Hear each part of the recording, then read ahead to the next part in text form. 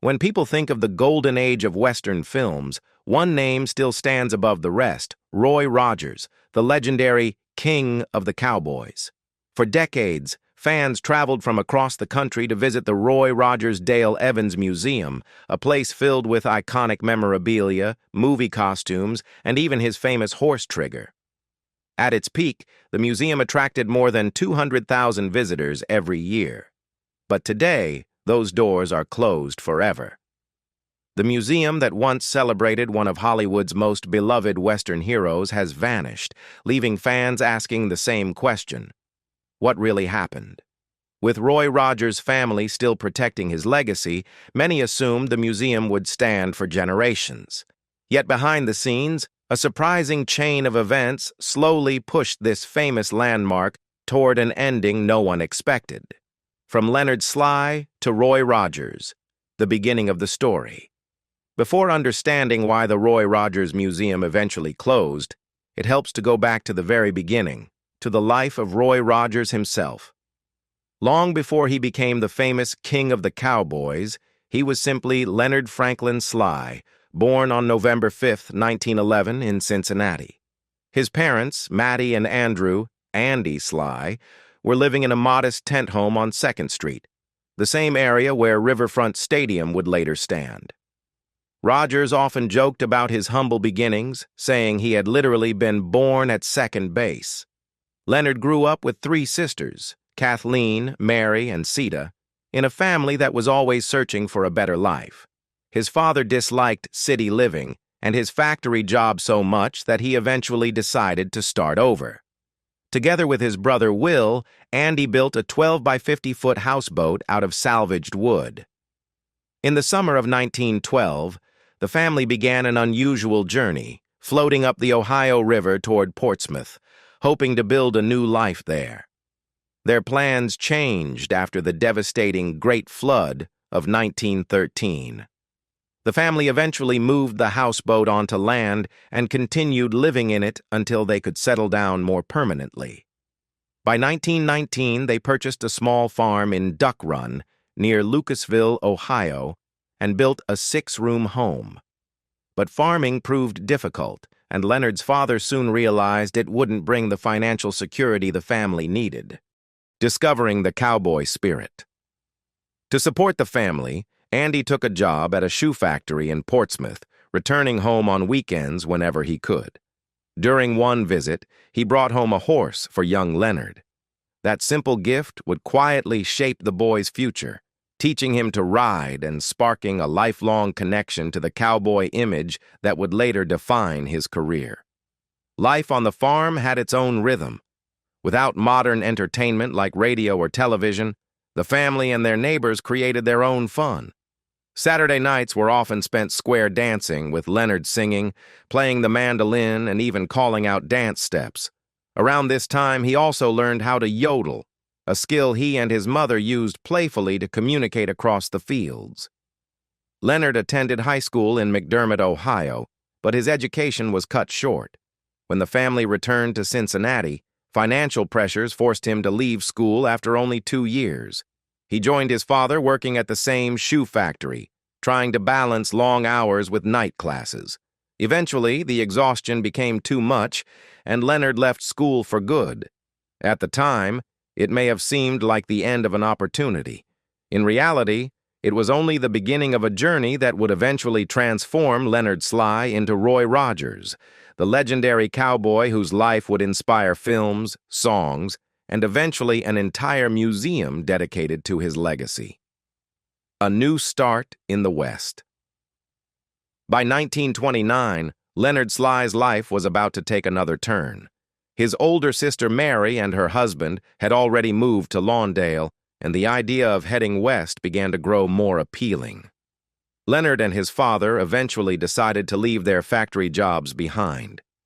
They packed their belongings into an old 1923 Dodge and drove across the country toward California, chasing the promise of new opportunities. At first, the move didn't work out as planned.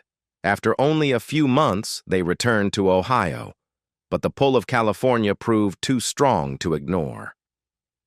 In the spring of 1930, the Sly family made the journey again, this time settling near Mary in Lawndale.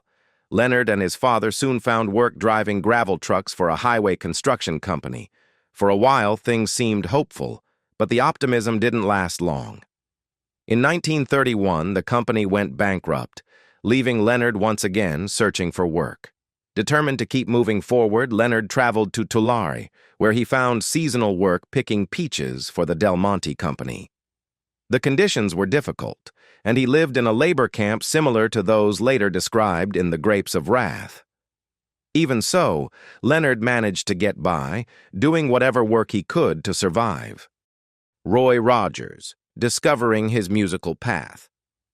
When the 19-year-old Roy Rogers, then still known as Leonard Sly, returned to Lawndale, his sister Mary suggested something that would change his life. She encouraged him to audition for a local radio program called Midnight Frolic on KCS Radio. Though naturally shy, Leonard took the chance. Wearing a Western shirt Mary had sewn and carrying his guitar, he stepped onto the small radio stage and performed a mix of singing, guitar playing, and yodeling, skills he had learned growing up in Ohio. The performance impressed producers, and he was soon invited to join a country music group called the Rocky Mountaineers. Leonard officially joined the band in 1931 and quickly worked to expand it. An advertisement he placed for a yodeling tenor brought in Bob Nolan, followed later by Tim Spencer. Although several early groups struggled, Leonard kept performing with different bands and gaining experience on radio and stage, the birth of the Sons of the Pioneers. In 1933, Leonard reunited with Nolan and Spencer to form the Pioneer Trio. Determined to succeed, the musicians spent long hours refining their harmonies and building a unique Western sound. Their breakthrough came in 1934, when fiddler Hugh Farr joined the group. Around the same time, a radio announcer renamed them the Sons of the Pioneers. By the summer of 1934, their radio performances were being broadcast nationwide, and they soon signed with Decca Records. On August 8, 1934, they recorded their first songs, including Nolan's classic Tumbling Tumbleweeds. Over the next 2 years, they recorded dozens of tracks, including another famous song, Cool Water. The group had quickly transformed from struggling performers into nationally recognized stars, from Leonard Sly to Roy Rogers. While music brought Leonard early success, another opportunity soon appeared. In 1935, he began working in Western films, often appearing in small roles while still performing with the Sons of the Pioneers. One of his early film appearances came in a movie starring Gene Autry, where Leonard played a supporting role as a singing cowboy. Everything changed in 1938. Autry was negotiating a higher salary with Republic Pictures, and the studio began searching for a new singing cowboy who could take his place. Many performers auditioned for the role, but Leonard Sly ultimately won the part. The studio gave him a new stage name, Roy Rogers, combining a strong, memorable first name with the famous surname of humorist Will Rogers. With his new identity, Rogers starred in the film Under Western Stars, which quickly made him a rising star in Western cinema, becoming a Western movie icon. Roy Rogers' popularity grew rapidly. He soon appeared in numerous Western films and even shared the screen with legendary actor John Wayne in the 1940 movie Dark Command, alongside his future sidekick George "Gabby" Hayes. From the late 1930s through the early 1950s, Rogers became one of the most successful Western stars in Hollywood. For 16 consecutive years, from 1939 to 1954, he ranked among the top 10 money-making Western actors in the annual poll conducted by the Motion Picture Herald. Between 1943 and 1954, he held the #1 spot for much of that time. Children especially adored him. His films often featured colorful adventures and light-hearted moments with his famous horse Trigger, who sometimes seemed to have storylines of his own. While many Westerns of the era were still filmed in black and white, Rogers' later movies were often produced in vivid color, helping him stand out even more. By the time his film career reached its peak, Roy Rogers had become far more than just a singer or actor. He was a national icon, the king of the cowboys. Roy Rogers, the cowboy who built a brand. Roy Rogers wasn't just a popular entertainer, he also had a sharp sense for business. In 1940, while working with Republic Pictures, he negotiated a rare contract clause that gave him the rights to his own name, likeness, and voice for merchandising. It turned out to be a brilliant move. With those rights secured, Rogers launched a wide range of products featuring his name, from toys and play sets to cowboy novels and comic books. One of the most successful was Roy Rogers Comics, written by Gaylord Dubois, which became extremely popular with young fans. At the height of his fame, Rogers' merchandising empire was often compared to that of Walt Disney. Meanwhile, the famous country music group Sons of the Pioneers, which Rogers had helped make popular years earlier, continued performing. Although members of the group changed over time, they remained closely connected with Rogers and frequently appeared alongside him in films, radio shows, and television programs. Faith, Family, and Happy Trails. In 1944, Rogers met Dale Evans while working on a film. She would later become his wife and lifelong partner.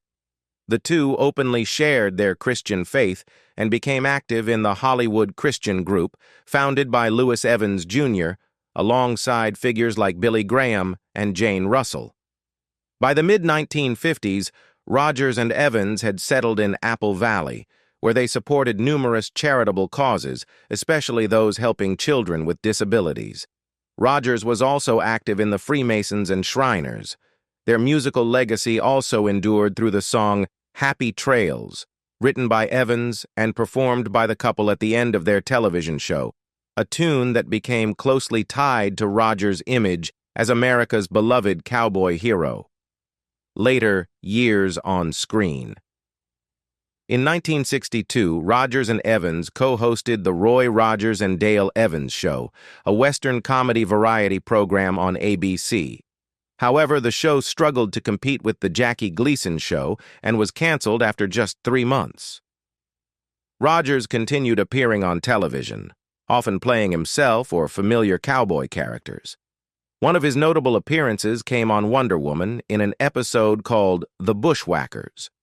Behind the scenes, he also produced television projects through his own company, including the CBS Western Brave Eagle, starring Keith Larson as a young Cheyenne chief. In 1968, Rogers expanded his brand again by licensing his name to the Marriott Corporation, which renamed its Hot Shops restaurants Roy Rogers Restaurants. He continued making appearances into the 1970s. In 1970, he headlined the Texas Tech University Intercollegiate Rodeo in Lubbock, and in 1975 he filmed his final movie, Macintosh and T.J., at the famous 6666 Ranch, the end of the Roy Rogers Museum. For decades, the Roy Rogers Dale Evans Museum was a place where fans could step directly into the world of Roy Rogers, the legendary King of the Cowboys. The museum first opened in California and later moved to Branson, where it became a popular destination for Western film enthusiasts. Since the late 1950s, it had welcomed generations of visitors who came to see treasures from Rogers' remarkable career. Inside the museum were countless pieces of Western history: beautiful saddle gear, custom cowboy boots, movie props, instruments, and memorabilia from Rogers' films and television shows. One of the most memorable displays was dedicated to Rogers' beloved horse, Trigger. When Trigger died, Rogers was so heartbroken that he kept the news from his family for nearly a year. Unable to bury the animal that had been his companion on screen and in life, he had Trigger preserved and placed on display in the museum. Why the museum closed? The closing of the museum, however, was not a sudden decision. In fact, it followed instructions Rogers himself had given years earlier. He had told his son that if the museum ever became too expensive to maintain, the collection should be sold rather than become a financial burden. After Rogers passed away in 1998, interest in the museum slowly declined. What had once drawn thousands of visitors each year gradually shrank to only a handful. As operating costs continued to rise and attendance dropped, the family faced a difficult reality. In 2009, they made the painful decision to close the museum, the historic auction. When the museum shut its doors, its collection was sent to Christie's to be auctioned. In 2010, more than 338 items from Rogers' personal collection were sold. Many pieces attracted far more interest than expected. Rogers's first guitar, originally estimated at $2,000, sold for $8,750. Scripts, memorabilia, and even signed sports items brought surprisingly high bids from collectors and fans. One of the most dramatic moments of the auction involved Trigger and Rogers' dog, Bullet. Patrick Gotch, owner of RFD-TV, stepped in to purchase the famous horse. A bidding mix-up nearly cost him the chance, but he managed to raise his bid just in time. Today, Gotch still receives messages from fans grateful that Trigger was preserved rather than lost to private collectors. At the end of the auction, emotions filled the room. After several iconic items were sold, the audience spontaneously began singing Happy Trails, the theme song closely associated with Rogers and Dale Evans. The auctioneer later said it was the most emotional sale she had witnessed in more than 20 years.